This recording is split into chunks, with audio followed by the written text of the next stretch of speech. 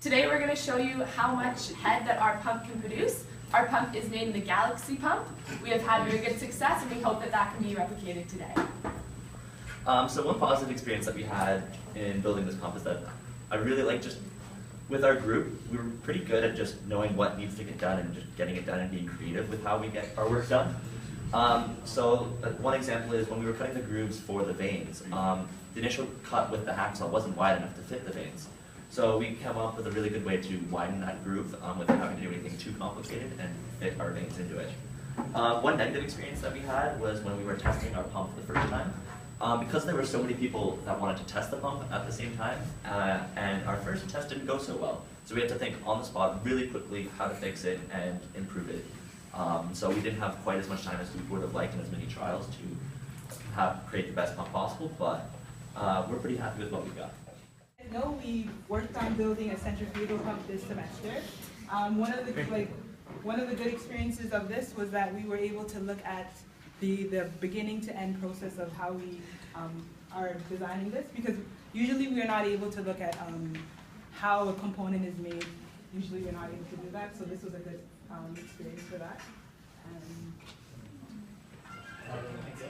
Sure. So basically a centrifugal pump is a pump that has kind of an inlet here. We're going to be emptying the water here.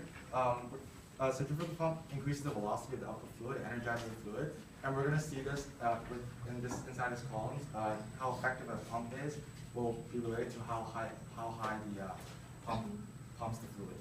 Okay, because we have a centrifugal pump, centrifugal pump is different from positive displacement pump. So we don't create a vacuum inside the pump. So therefore, we have to crank the pump first, and then the pump can pump the fluid as we wanted. As for the positive experience, we had several. First of them is that we got to know each other. Secondly, we learned how to work effectively. So instead of all of the group members heading to one task, we divided the tasks, 2 people per task, and we were able to finish effectively. As for the negative experience, we felt like we didn't have a lot of freedom.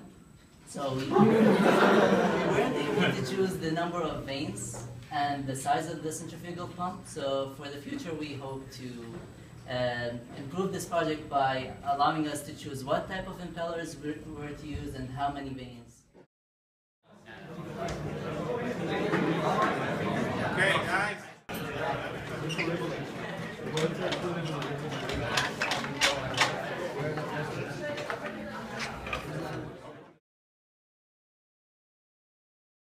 No, you got to turn this.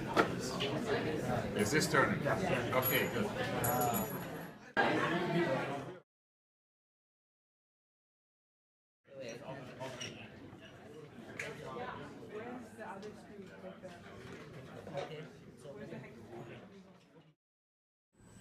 Lab mates are going to start priming the pump.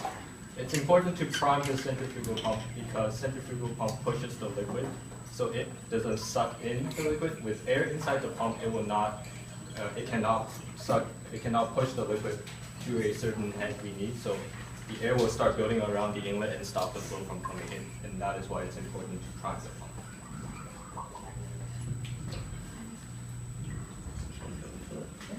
Do you see any air bubbles?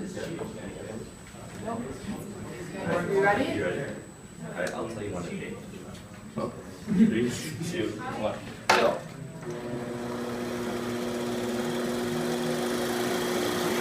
Yeah!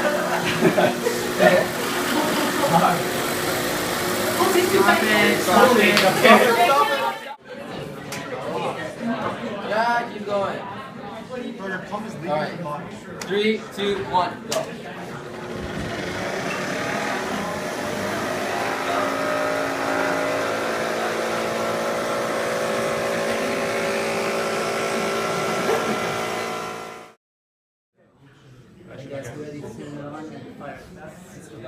Just turn off it.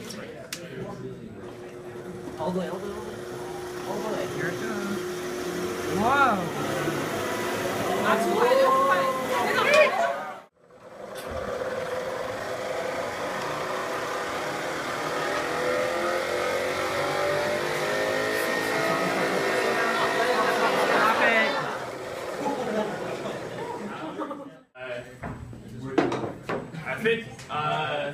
welding part is the most challenging part because I never had experience doing the welding.